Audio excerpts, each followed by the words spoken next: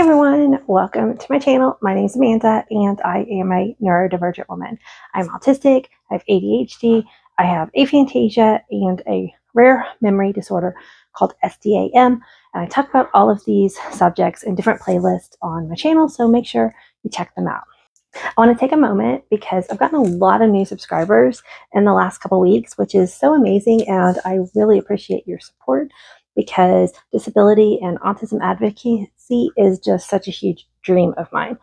But I want to reiterate that this is not a medical channel, and the main purpose of this channel is to vlog my late autistic diagnosis journey and to kind of share what it's like to be a neurodivergent person and this unmasking journey that I'm doing after my autism diagnosis. Already I had to pause because I needed to grab some of my fidgets, because without my fidgets, I talk with my hands and it can be very distracting.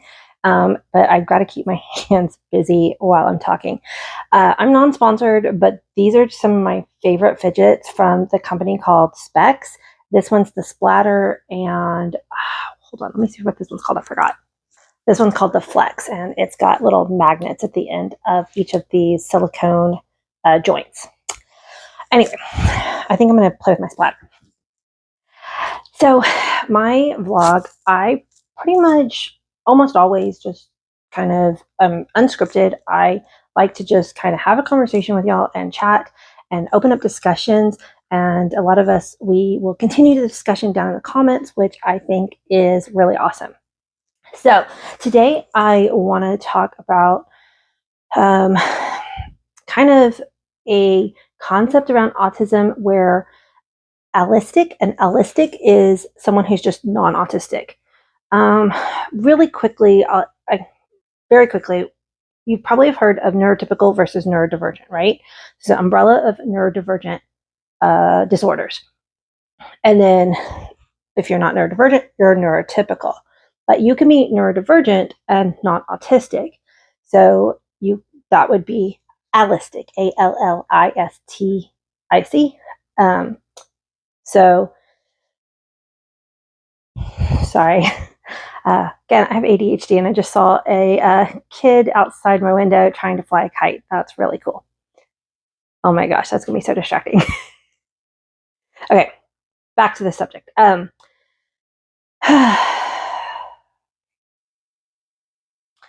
So a topic that a lot of allistic people have is by assuming that autistic people's behaviors are rude. And I would even maybe say this is more of a neurotypical person than just an allistic person, because in the neurodivergent community itself, there just is a little bit more understanding of the way that we all communicate, even if you're not autistic. Oh my goodness. Okay, the kite people are moving on. This is a good thing. Okay, back to the video. Oh my gosh. Okay, I'm going to start this whole thing over. Right, no, I'm not going to start it over because it actually fits in so much to my subject matter.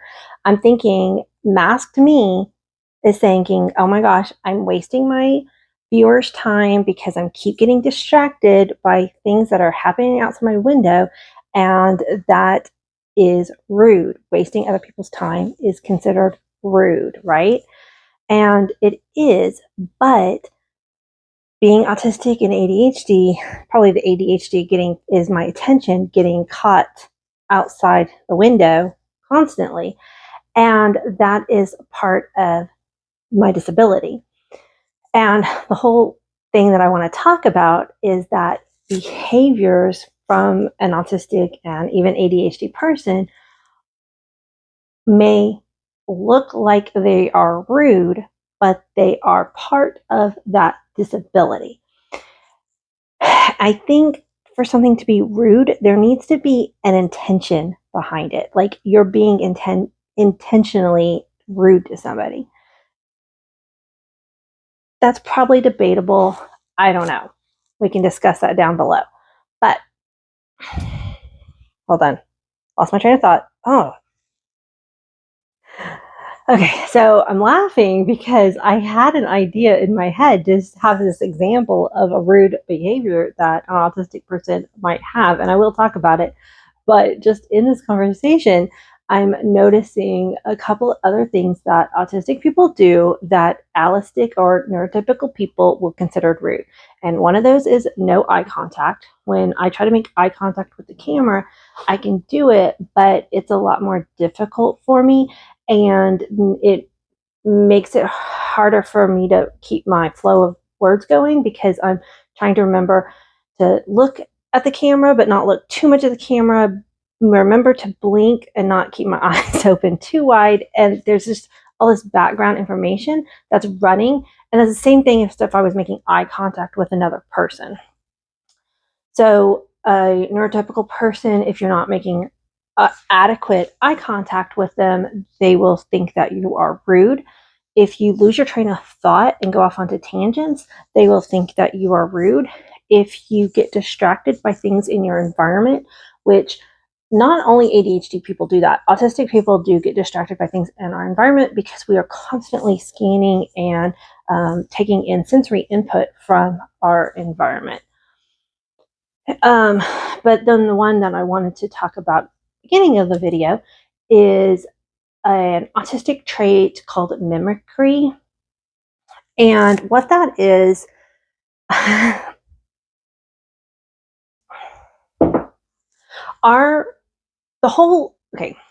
do I say this? So the reason why, and I have a video on how I didn't get diagnosed till I was 42. Brains are like really good at making sure a person survives. So a high masking autistic person often will even be masked from themselves. There are some people who've said that they've had an awareness of their mask and they call it their shield, and they realize that they were putting on a persona for the outside world, that they weren't that person like otherwise. I was not aware of my mask. I had a cognitive dissonance about certain things, but I was not fully aware that I was masking. And what happens is your mask is what your brain does to make sure that you can basically assimilate into your environment. So it makes you do things to blend in, to not stand out. And one of these tools, according to your brain, is mimicry, because you are trying to fit into a situation. But often, for the autistic person, that actually makes us stand out more. So, for instance, a lot of times autistic people will pick up the speech patterns or the what's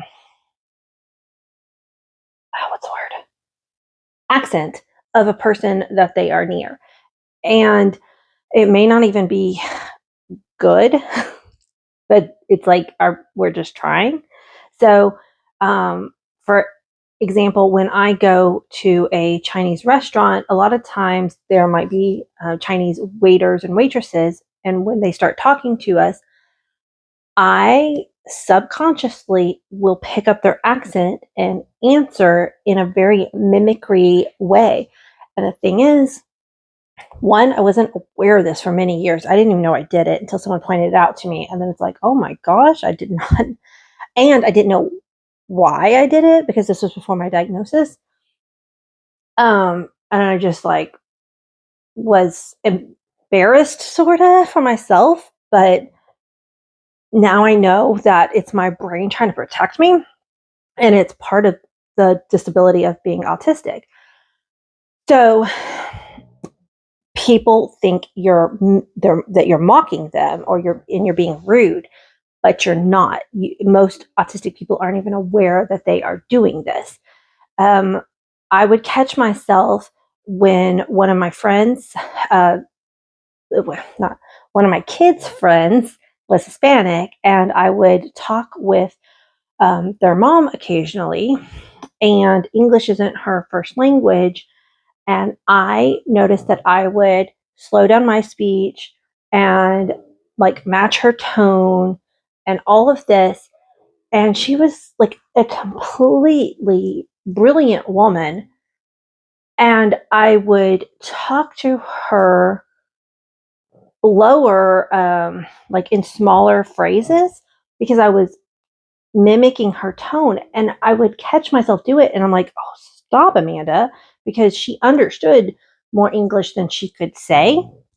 And it would really bug me. And I would try to. So what happens is then I would have to like mask my mask. So once I became aware that I was doing it, then I'd have to use these extra brain power to not do it. So it's really hard. And I made a video talking about the mimicry thing on TikTok. And I got a comment. Hold on, I wrote it down. I got a comment that says, you better learn how to control that because it's so disrespectful. And oh, don't you worry. I made a reply video to this lady. Oh, by the way, I am blind on TikTok. So this comment was rude in itself. She wants autistic people to put someone else's discomfort. Like, yeah, if you are mimicking somebody, it might make them uncomfortable. You're putting their discomfort ahead of my mental health because basically you're telling me to not be disabled. Like, basically. And that's why I want to point this out. This is why we need more autistic awareness, because I can understand if a person doesn't understand that this is an autistic characteristic, then it does sound and seem rude. I totally can understand that. But with more awareness about autism, and if somebody is doing this, maybe in the back of your mind, instead of just jumping to the conclusion, this person's making fun of me, they may be, oh, maybe this person has a social disability, right? Like, that's kind of the goal. Okay, my hair is distracting me. See, like, we're constantly noticing everything. Okay. What else do I want to say about that? Okay, I'm feeling really hard on myself today because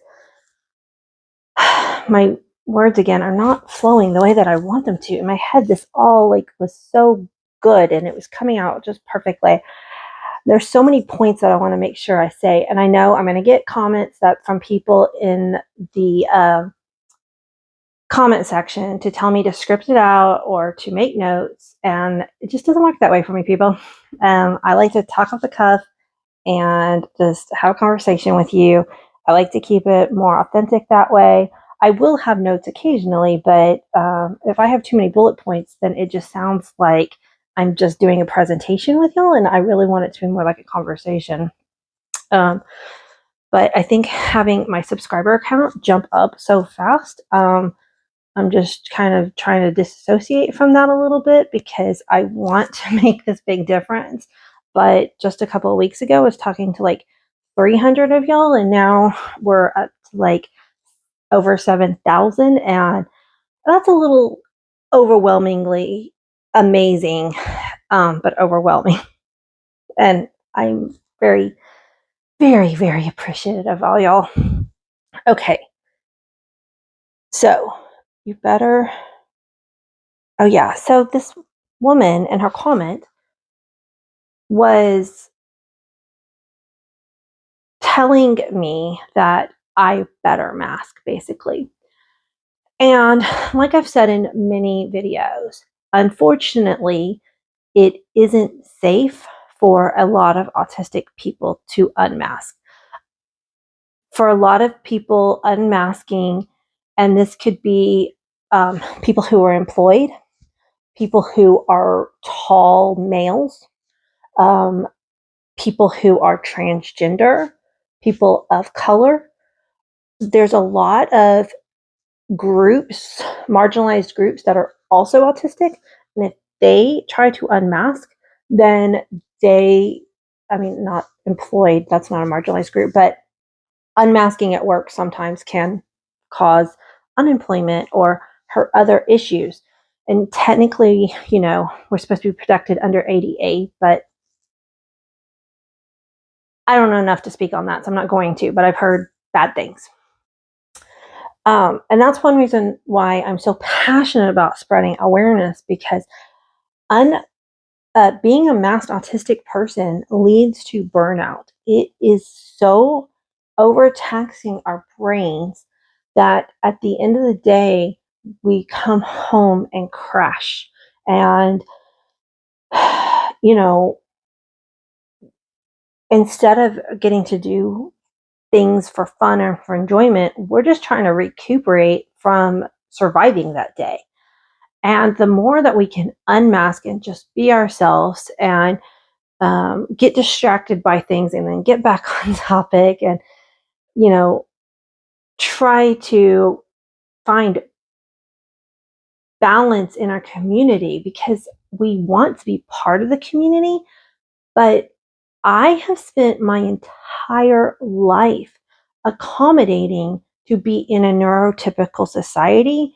And so now it's time, it's beyond time for neurotypical people to start to learn more about autism and many other disabilities,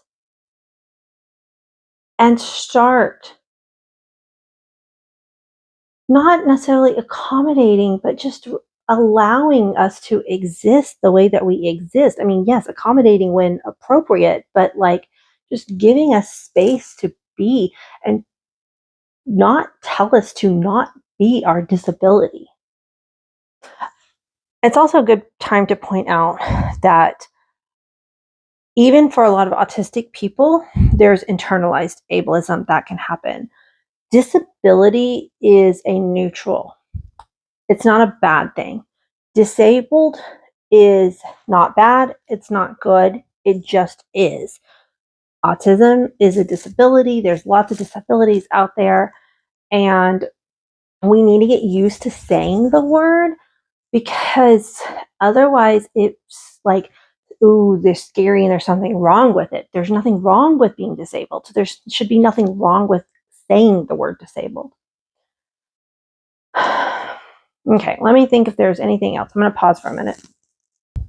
This is really interesting. I opened up a new box of my favorite brand of tea, and I've talked about this in other videos. I have aphantasia, so I can't remember the flavor of foods, but this tea I know tastes different. It's the same flavor, but it's a different box. And that's a common thing where autistic people can tell if something is different about their favorite comfort food. This is my favorite tea, and this one tastes like almost like the leaves were burnt. Like, I know this is not how my tea is supposed to taste, and it's really throwing me. Yeah, it's so weird.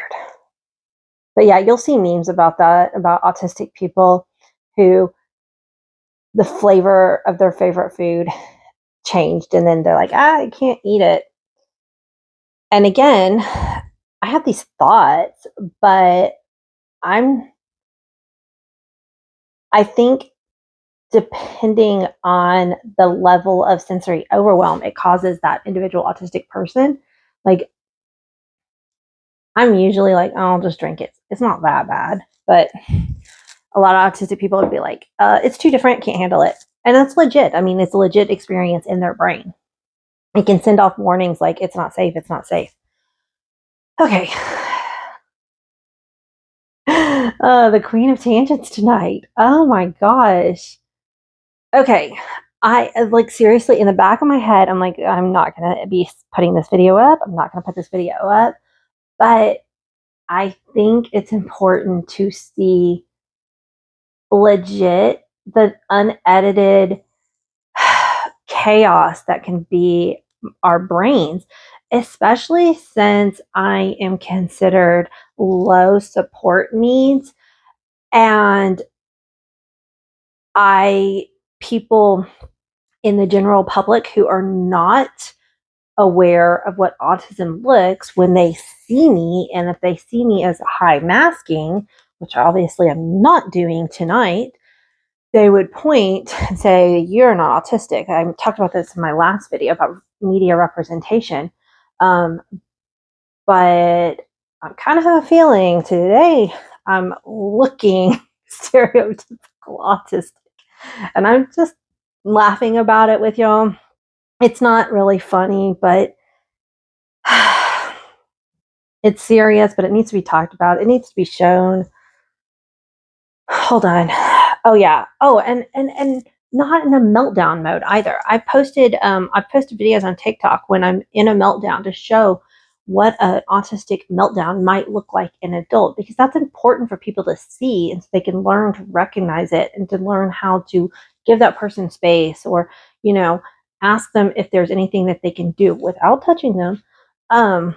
But it's also good to see an autistic person who is behaving normally as an autistic person. Like, this is literally just me in a pretty good, not overstimulated state, just talking, having a conversation, and it can be a little bit scattered.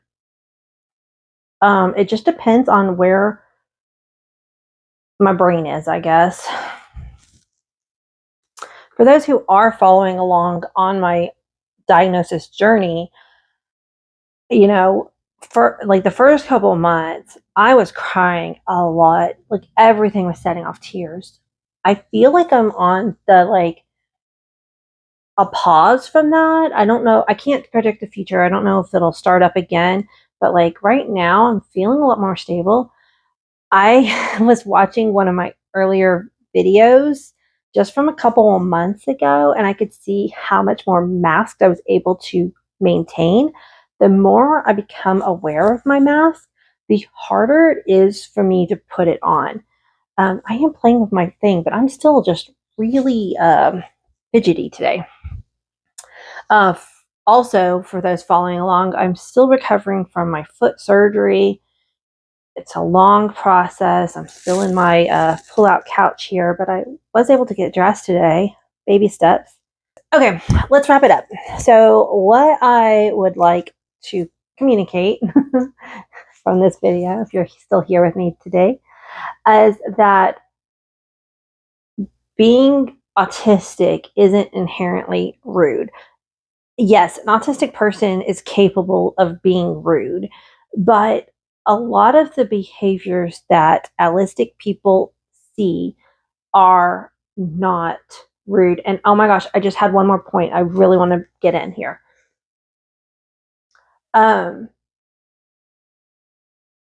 It's something called weaponized incompetence. So this is something that allistic or neurotypical people will do. So if an autistic person doesn't understand something, they get some feedback and they go, "I don't understand. What did I do wrong?" We are being genuine. We want to understand. We want to know, what did we do wrong? And we are not saying that to do the opposite of assuming that responsibility. Apparently, a lot of times, allistic people will say, "I don't get it. What did I do wrong?" to try to shrug off and pretend like they didn't get it, and they're just trying to play innocent. And what'll happen is, because of that response that happens so often in society, when an autistic person legitimately says, "I don't understand, what did I do wrong?"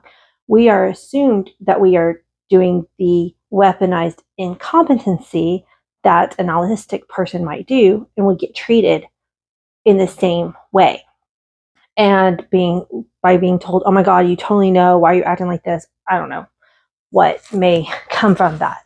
But most of the time, an autistic person is not trying to usurp someone's authority or try to, do an imbalance of power. We are literally just trying to understand the situation that's happening around us. Okay, I'm going to go ahead and end it there. Thank you so much for watching, and I will see y'all on the next one. Bye.